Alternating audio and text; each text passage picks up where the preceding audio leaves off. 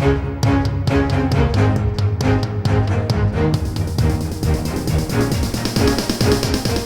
is the Washington Times front page for Monday, April 24th, 2021. Thanks for joining us. I'm George Gerbo. Negotiations over President Biden's massive infrastructure plan have hit a snag, and the White House and congressional allies are threatening to move toward a process that only involves Democrats if Republicans don't acquiesce.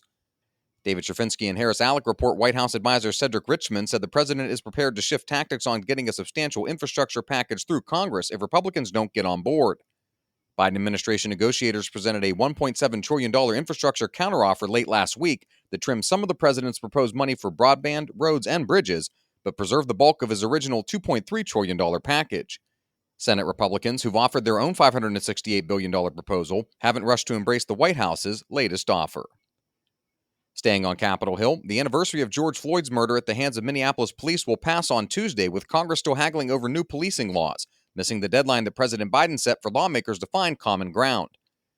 Carrie Murakami reports the top Democrats involved in negotiations with Republicans, California Congresswoman Karen Bass and New Jersey Senator Cory Booker, acknowledge the Senate will not be able to strike a deal before Biden's deadline.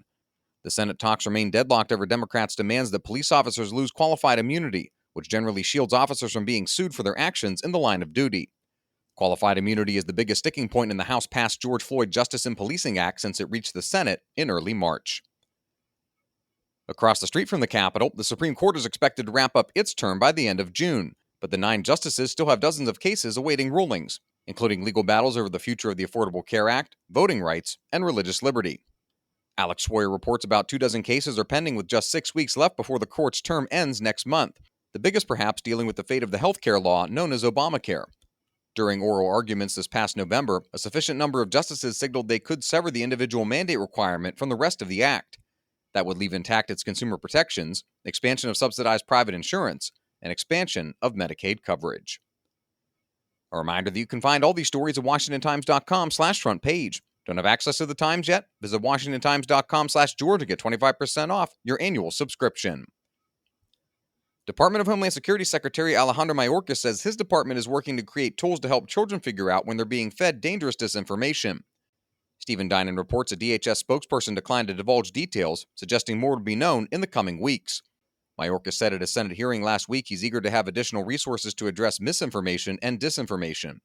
Mayorkas added that DHS is partnering with the Department of Education to develop a program geared toward K-12 students. In Georgia, state investigators have been working under the radar going through voter fraud claims from the 2020 general election and have found nothing to change President Biden's victory in the state. Rowan Scarborough reports the examination is focused on Fulton County, Georgia's largest county and home to Atlanta, where Biden won by a 72 to 26% margin. After 6 months, a state official told Rowan, "We found nothing that would lead us to believe the outcome wasn't what it was reported as."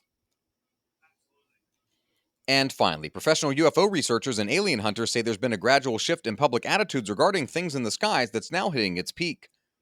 Ben Wolfgang reports on Capitol Hill, in the media, and across the country, UFOs have gone mainstream, putting unprecedented pressure on the Pentagon, CIA, and others to level with American citizens and finally disclose information locked up in a century's worth of classified files. A string of leaked videos has put the Department of Defense and intelligence agencies in a position where they can no longer shrug off reports of UFOs. The most recent footage, captured in 2019 by the USS Omaha, seems to show an unidentified object disappearing into the waters off the coast of California.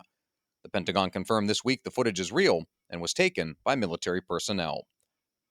Find all of today's front page stories at WashingtonTimes.com/front page or on the Washington Times app, and subscribe for free to the front page. Just search Washington Times on your favorite podcast platforms. For the Washington Times, I'm George Gerbo.